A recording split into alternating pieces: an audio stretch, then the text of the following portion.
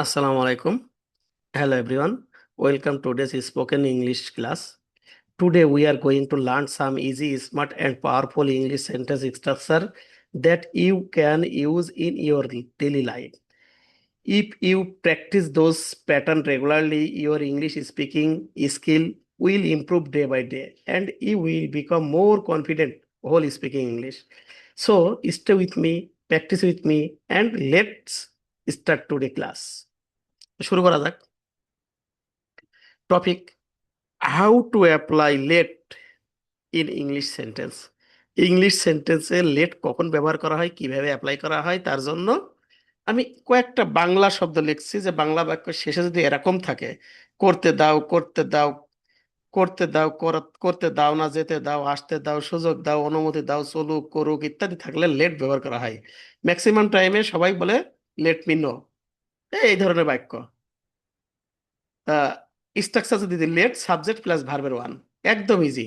আমাকে এটি আমাকে এটি ব্যাখ্যা করতে দাও। আচ্ছা দেখা যাক কি হবে। আমাকে এটার ব্যাখ্যা করতে দাও, দেন ব্যাখ্যা করতে দিলাম, বলেন কি হবে। Let me explain it. এটার কোনো সাধারণ বোঝা নাই। Let me explain it.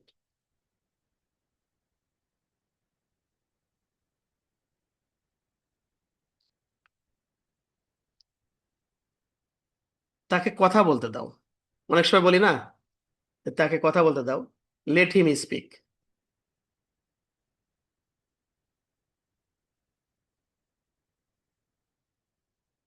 তাকে আবার চেষ্টা করতে দাও, let her try again. Try.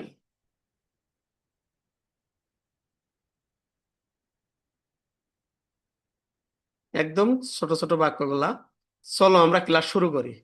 Maximum টাইমে অনেক লোক বলে চলো যাই, let us start the class.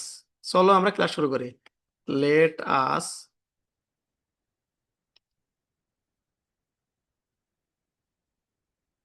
Class.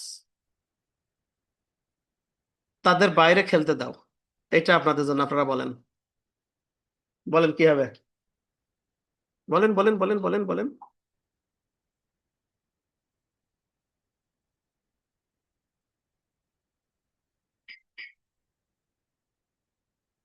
বলেন।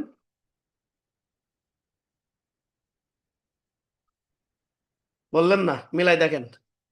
সো আমি যে পাঁচটা বাক্য লিখলাম, পাঁচটা বাক্যই কিন্তু প্রতিদিন কাজে লাগে আমাদের। আমি প্র্যাকটিস করছি, আমার সাথে আপনিও করেন প্রয়োজন হলে। Thank you so much everyone for watching this class start to end. I hope today's lesson helped you learn something useful and improve your English speaking confidence a little more. If you enjoyed this class, please like, share, comments, and follow this page, and you will get next time more video lesson, English lesson. Keep practice every single day because regular practice is the key of to fluent English speaking. So, you in the next class. Take care and keep learning. Thank you.